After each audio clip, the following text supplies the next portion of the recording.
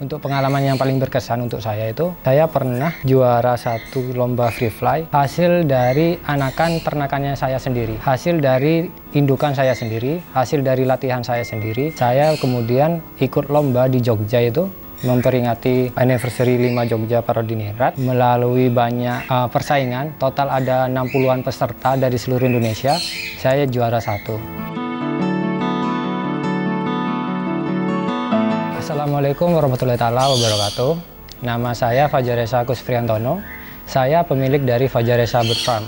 Lokasi saya ada di Desa Gaga, RT 2 RW 1, Kecamatan Kadur, Kabupaten Pamekasan.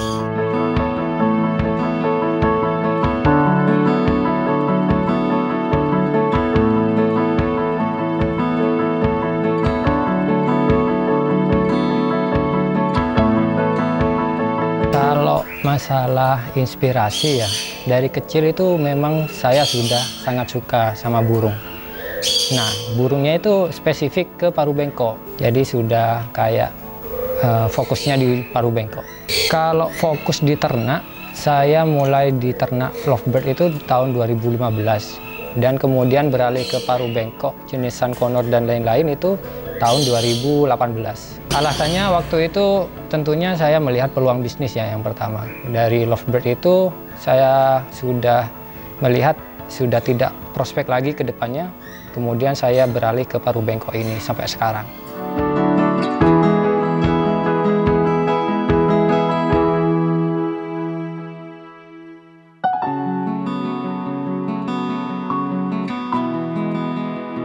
Kalau saya pribadi ya, pekerjaannya saya itu ya memang seperti ini. Dari lulus saya kuliah, kebetulan saya kan kuliahnya jurusan bisnis manajemen bisnis ya. Jadi gimana caranya saya lulus kuliah bisa menerapkan ilmu-ilmu saya yang saya dapatkan di perkuliahan gitu kan. Nah, kemudian saya melihat peluang bisnis ini itu sangat menjanjikan seperti itu. Dan alhamdulillah sampai sekarang saya masih tetap menekuni di dunia bisnis peternakan paruh bengkok ini. Kalau jenis burung yang diternak, saya ada jenis Sunconur, ada small conur. Small conur itu banyak jenisnya. Ada seperti ini Sanchi conur. Ada juga yellow side conur, green cheek conur, Turkish conur, dan cinnamon Turkish conur, seperti itu. Kalau selain conur itu ada Mong blue parkit, Mong lutino juga ada. Terus parkit kecil juga ada, parkit Australia juga ada.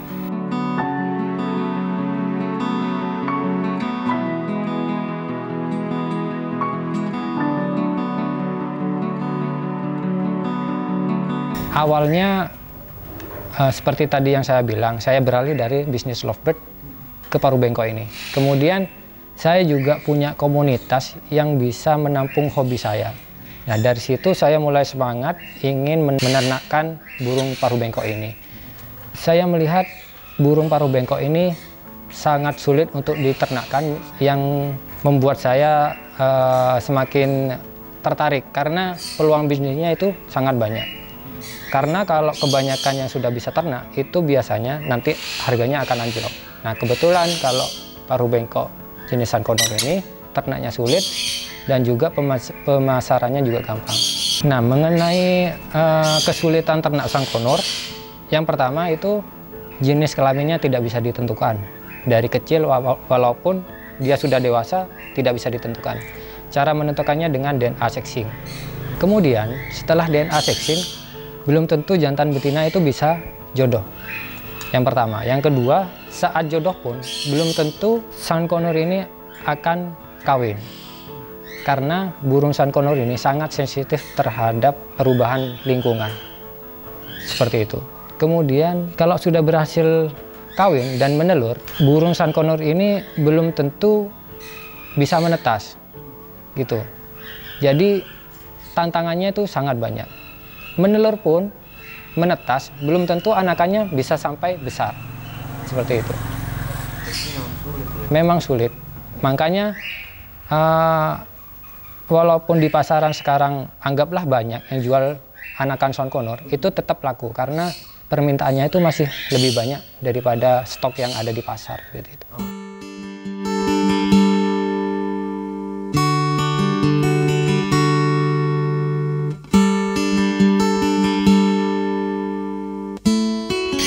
masalah perawatan sendiri, yang saya lakukan di sini yaitu kalau berbicara tentang anakan burung, saya selalu menyediakan inkubator. Karena itu untuk menstabilkan suhu ruangan dia. Kemudian yang kedua, alat-alat yang kita pakai untuk seperti meloloh, alasnya, dan inkubatornya itu harus selalu steril, dan juga kita harus rutin membersihkannya, seperti itu. Dan biasanya kalau anakan sakit itu kita lihat dulu umurnya. Kalau masih kecil itu sangat rentan untuk kita masukkan obat, karena walaupun obatnya benar, kalau masih kecil bisa tetap ada kematian, seperti itu. Makanya kita benar-benar rawat kebersihan kandang, steril alat-alat yang kita pakai, seperti itu, untuk meminimalisir anakan sakit.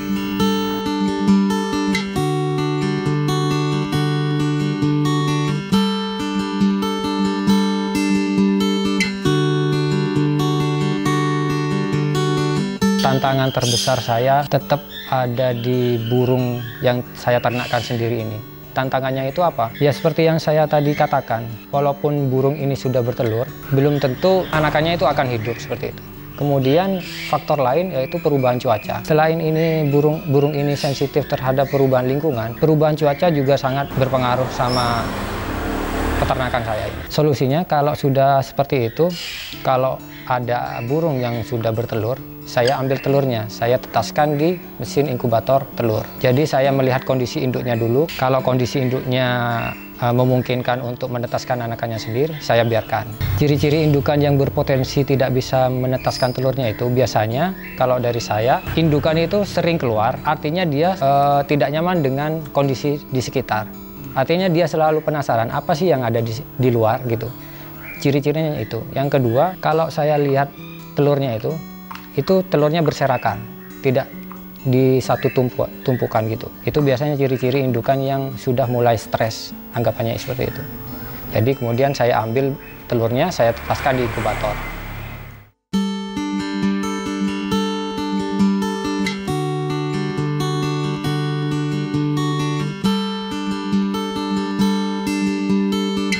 Untuk teknik pemasaran saya melalui sosial media ya. Sosial medianya itu meliputi Facebook, Instagram, TikTok, dan YouTube. Dan sekarang saya fokus cuma ada di Facebook sama TikTok dan Instagram. Seperti itu. Nah kemudian untuk burung yang banyak peminatnya itu ada di Sun Conure ini. Sun Conure itu banyak peminatnya, entah itu anakan, sudah free fly, atau dewasa. Itu. Sebelum dikirim tentunya saya sudah deal-dealan harga dan deal-dealan kondisi burung.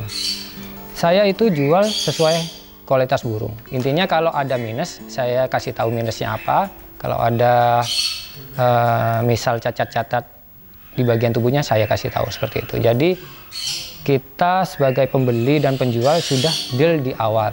Jadi seperti itu. Untuk kualitas sebenarnya saya tidak mematok kualitas yang saya jual semuanya harus bagus. Tidak mematok seperti itu. Intinya saya jual apa adanya aja. Untuk transaksinya saya ada dua jenis transaksi. Yang pertama bisa transfer langsung ke saya. Yang kedua bisa menggunakan Rekber. Selain itu saya tidak menerima. Keuntungannya kalau kita pakai Rekber, kita itu ada penengahnya lah, istilahnya seperti itu. Jadi alurnya itu, kalau sudah penjual dan pembeli deal-dealan harga lewat chat, kemudian lanjut menggunakan Rekber, kita lanjut membuat grup yang isinya pembeli, penjual, dan Rekber. Setelah itu, penjual mengasih deskripsi tentang burung-burungnya, kemudian Rekber memberikan sebuah list yang harus diisi oleh kedua belah pihak. Kemudian setelah deal-dealan dengan Rekber, barulah si pembeli mentransfer uang ke Rekber. Setelah uang transfer masuk ke Rekber, Rekber akan menyuruh penjual untuk mengirim burungnya. Nah, setelah dikirim tentunya ada garansi yang harus saya kasihkan kepada pembeli. Garansi yang selalu saya kasihkan dari dulu itu adalah garansi hidup sampai tujuan. Artinya garansi hidup itu sesuai dengan peraturan yang sudah kita sepakati dalam deal-dealan transaksi tadi, seperti itu.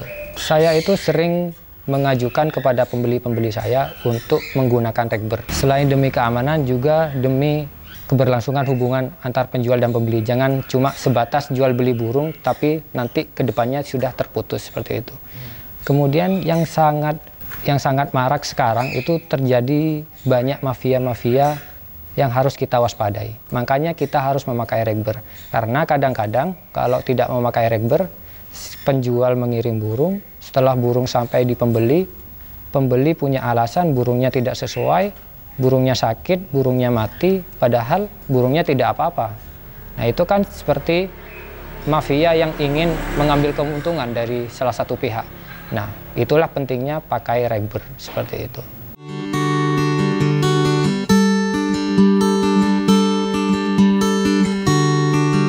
Untuk harga-harga burung-burung saya sendiri itu tidak bisa setiap bulannya itu sama, karena saya jujur mengikuti harga pasaran yang ada di pasar yang sekarang. Jadi saya ambil patokan yang sekarang saja ya. Harga anakan Sun Conure sekarang minimal di harga 2 juta, itu minimal harga lolohan. Kalau untuk jenis ini harga minimalnya 2,5 sampai 3 juta, dan yang paling murah itu biasanya 800.000 sampai 1 juta. Itu di jenis Yellow Side Conure dan Green Cheek Conure seperti itu. Kemudian Sun Conure ini juga punya varian warna dari kecil. Ada yang warna hijau, ada yang sudah warna kuning dari kecil. Kalau yang sudah warna kuning dari kecil itu biasanya harganya lebih mahal. Jadi harga itu tidak bisa berpatokan menyeluruh. Jadi tergantung kualitas barang dan stok barang yang ada di pasar. Melihat dari per bulan itu belum tentu per bulan, Mas. Soalnya ternakan sendiri itu 3 bulan. Jadi dari masa kawin sampai masa telur dan masa menetas sampai masa jual itu 3 bulan. Karena saya kan bergerak di peternakan, jadi hitungannya itu per sekali panen gitu, Mas. Kalau per sekali panen itu rata-rata ya per 3 bulan. Kalau produksi normal itu 10 sampai 15 juta.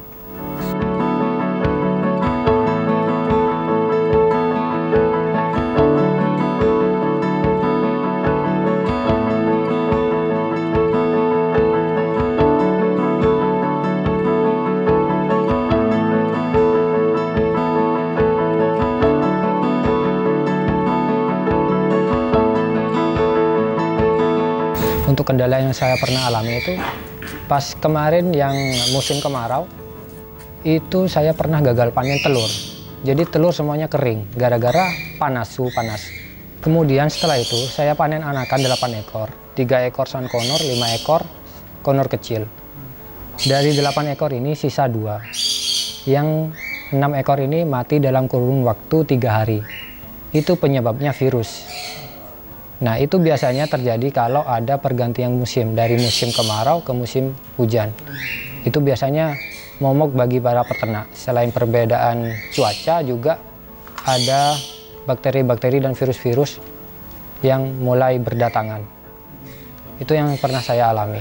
Jadi saya pernah 3 bulan itu gagal panen. Itu cerita nggak enaknya kayak ya. Cerita yang enaknya gimana? Cerita yang paling berkesan lah. Yang berkesan mungkin saya ambil sesuatu dulu ya. Boleh. Oh iya, boleh. Untuk pengalaman yang paling berkesan untuk saya itu, saya pernah juara 1 lomba free fly hasil dari anakan ternakannya saya sendiri. Jadi saya punya burung Sun Conure itu hasil dari indukan saya sendiri, hasil dari latihan saya sendiri. Saya kemudian ikut lomba di Jogja itu, memperingati anniversary 5 Jogja Parodiningrat melalui banyak persaingan. Total ada 60-an peserta dari seluruh Indonesia. Saya juara 1. Itu yang paling saya ingat sampai sekarang, karena anakan burung saya bisa jadi juara. Dampak positif dari juara yang saya dapatkan ini, tentunya adik-adiknya si juara ini banyak yang memesan. Karena rata-rata kalau sudah saudaranya enak, artinya terbangnya bagus, biasanya saudara-saudaranya juga ikut bagus. Karena kalau indukannya sudah bisa menghasilkan anakan yang bagus, itu biasanya turunan-turunan selanjutnya biasanya seperti anakan sebelumnya. Kalau sudah bagus, bagus gitu.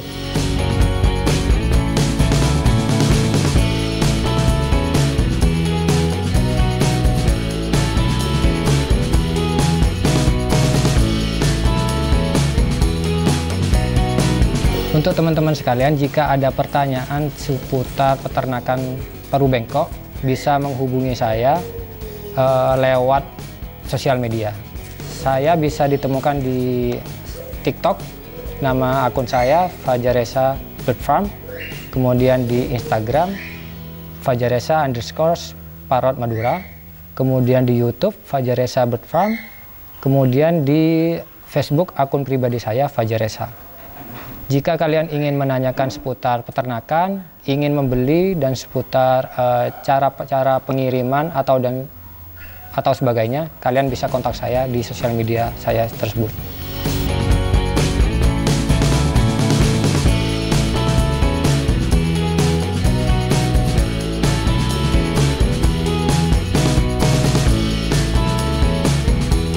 Untuk teman-teman semua, terima kasih yang sudah menonton. Jika ada salah kata, saya mohon maaf. Semoga video ini menjadi video inspirasi untuk kalian semua. Saya pamit undur diri, saya Fajaresa Bird Farm. Wassalamualaikum warahmatullahi wabarakatuh.